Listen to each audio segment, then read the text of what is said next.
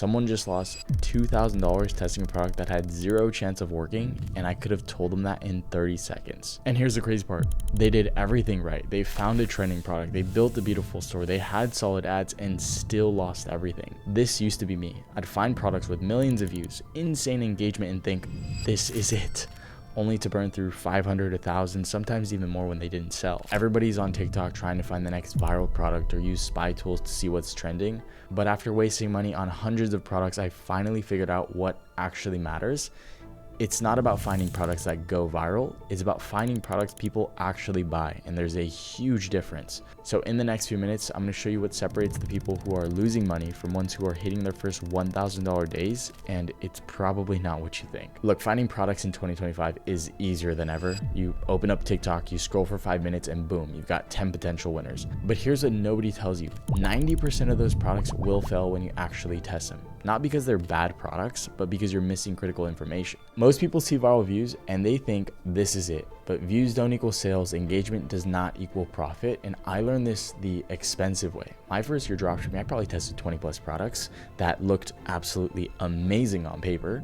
Product after product, failure after failure, thousands gone, weeks wasted, and I was still exactly where I started in the first place. All because I was guessing instead of knowing. Now the problem isn't that winning products don't exist, it's that most people can't tell the difference between a product that gets attention and a product that generates profit. There is a serious gap between what looks good and what actually converts. And that gap is costing people serious money. But here is what changed everything for me. I realized that there were specific signs that separate the winners from the losers. Signs most dropshippers never even look for. Let me show you exactly what I mean with 2 real examples. And first example that I want to show you are these mini printers that were everywhere a few months ago. Maybe you guys have seen them before, but watch this video really quickly.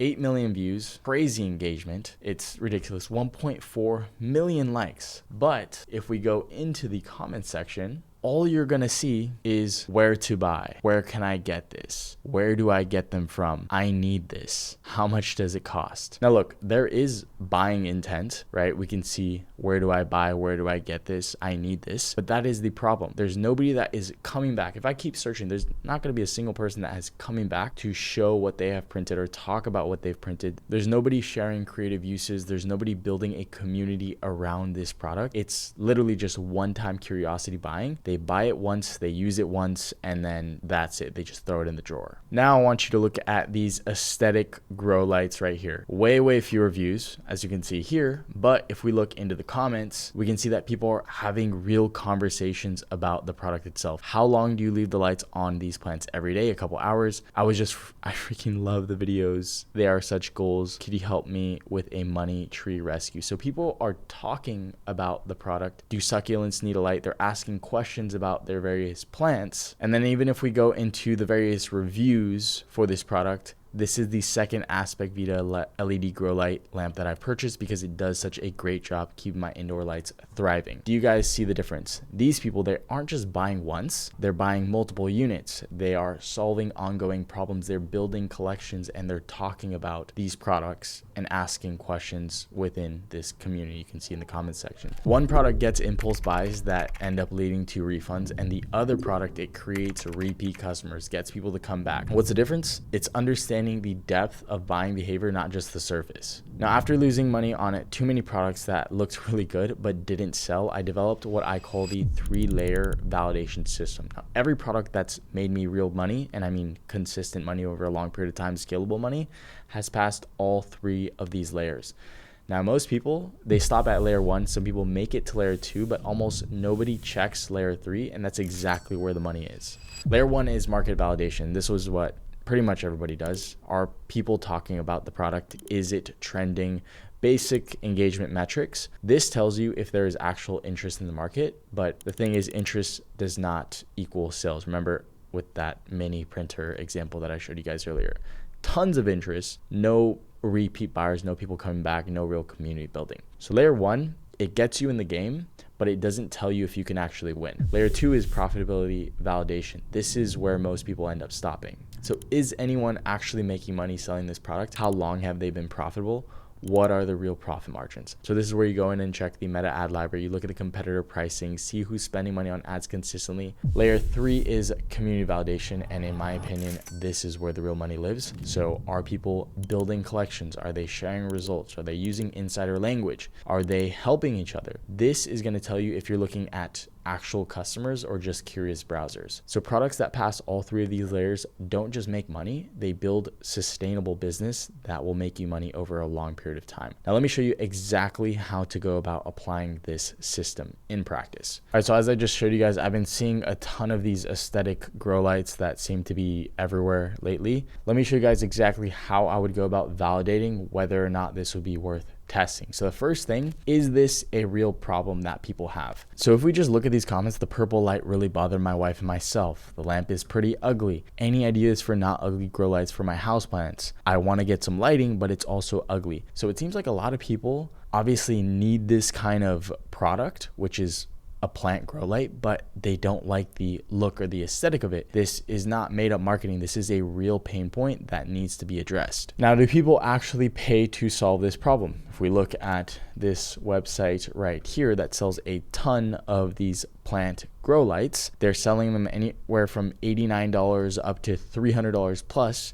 That is absolutely crazy compared to what you're seeing on Amazon for $20 to $40 for the ugly purple grow lights. But here's where it gets interesting. You can see from the comments, I think the price is worth it, worth every single penny. So a lot of these people, yes, they find it expensive, but they find it worth every single penny. It's worth the money. Regret not getting this sooner. So they're literally buying multiple units at these crazy premium prices, $100 plus. So the next thing that we want to do is see if they are running ads through the meta ad library. And once we go onto their page, we can see that they are creating ads actively. Now you can totally do this manually through the meta ad library, but I personally like to use this tool right here called Get Hooked because it gives me key metrics that are going to be super necessary in basically knowing if this is going to be a go or a no. So as you can see here, it looks a lot different from the ad library itself. It's like having the meta ad library, but on steroids. It just ends up saving you so much time. Now, if you guys want to try out any of the tools that I use, I'll make sure to leave links in the description. This one specifically should have a free trial, so I'll leave that below. But anyway, once you're in Get Hooked, you basically just go into the ad library, copy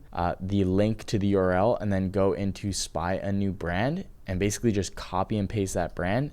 Press spy. So as you can see here, we can see the ad format. So first of all, we'll see all the active ads that they are running at the moment. We can see that they're running 0% image ads, 10% video ads, and 89% carousel ads. We can also get an idea as to how many ads that they've been publishing throughout the past couple months. So we can see in April, it was 24 to 17 to June, 46. And then this month, July, they're up 70. So they're definitely scaling their creatives here. We can see what their most used hooks are, which is, this is the number one hack to keep your plants happy, thriving, and vibrant. Here we can see where they're directing most of their traffic to. 40% is going to be the collections page right here. Now right here, the 10 top performing ads is something that I always like to look at because it's going to give me a better idea as to what their best performers are based on how long these ads have been running and how many ads are using this creative. So we can see that this one's been running for 59 days. This one's been running for 75 days. So what's cool is if I go into the details tab right here, it's going to pull up the entire transcript of this video, to which I can use to recreate my own video, pulling the winning elements from this video based on what they said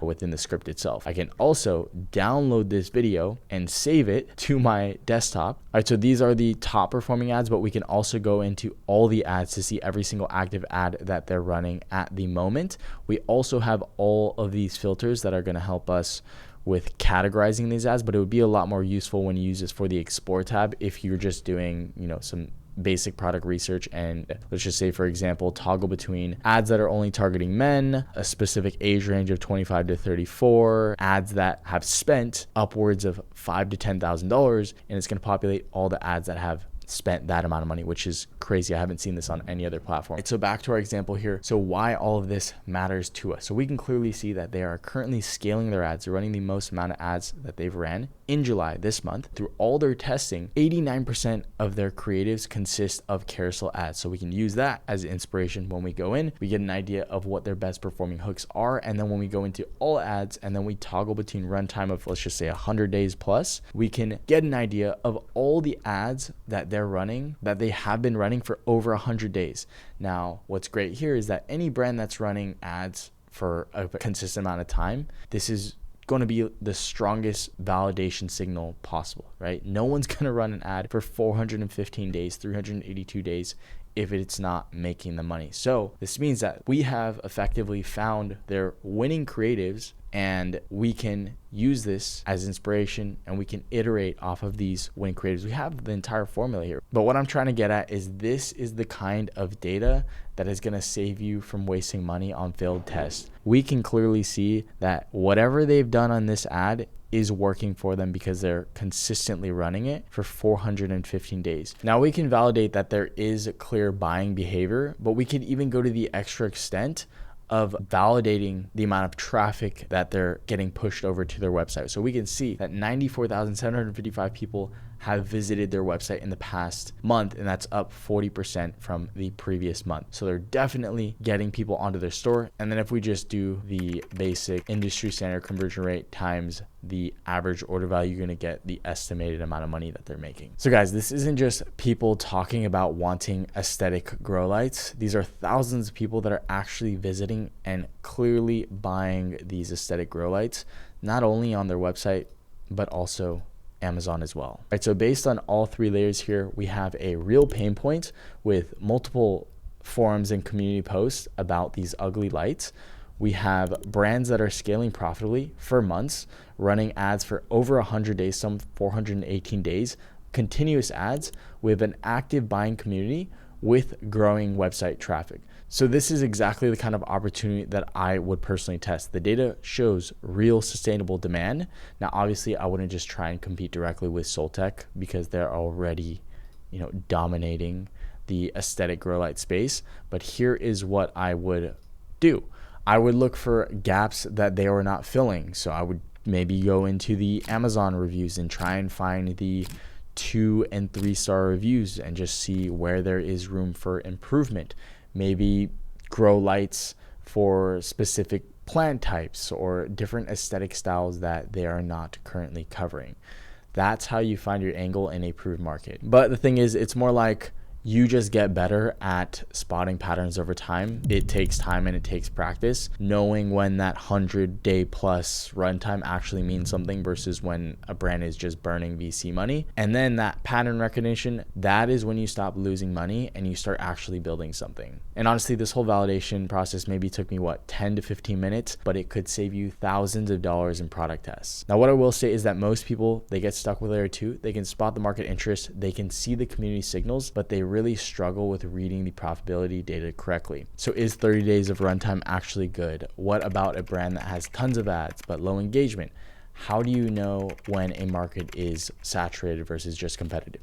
These little nuances, that's where people still lose money even with the framework. That's exactly why I opened up a few spots in my one-on-one mentorship program. Now, we literally validate products together in real time. We show you what we're seeing in the data that you might be missing, and we are pointing out the specific signals that separate the winners from the losers. Because honestly, that framework is just the beginning. The real skill is in the pattern recognition, and that comes from doing this with someone who's validated products hundreds and hundreds of times. So if you're serious about stopping the guessing game, click the link below and apply, and we will see if you're a good fit. All right, so here is your action plan. Right now, I want you guys to pick one product that you've been considering, and this could be something that you saw on TikTok, could be something that a friend suggested, does not matter. Run it through all 3 layers, and I want you to be honest about what the data tells you. If it passes all 3, especially the community validation layer, that is your green light to test. Now, if it fails any layer, save yourself the money and find something else. And here's what I want to see. Drop a comment with a product that you've been considering testing, and I want you to tell me where you found it and what made you think that it might work. I read every comment and I'll give you my honest take on whether it passes the validation test or if you should keep looking. Remember, the difference between people losing money and people actually hitting $1,000 plus days isn't luck, it's validation. So stop treating business like a casino and start validating with data and strategy. See you guys in the next one.